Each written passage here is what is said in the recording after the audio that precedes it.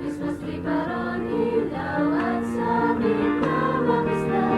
May damit sapatos, may garang lahat. Hindi ang puok kundi si Jesus.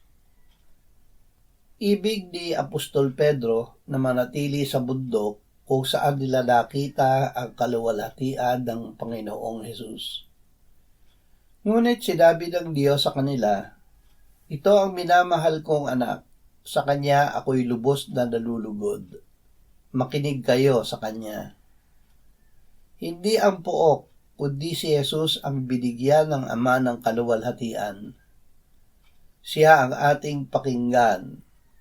Ang salita niya ay espiritu at buhay. Siya ang una sa lahat ng mga bagay at ang lahat ng mga bagay ay nahahawakang sama-sama sa Kanya. Siya ang ulo ng katawan, ang iglesia. Siya ang pasimula, ang panganay mula sa mga patay, upang siya ay maging pangunahin sa lahat ng mga bagay. Sapagkat minagaling na ang buong kapuspusan ay manirahan sa Kanya. Natapos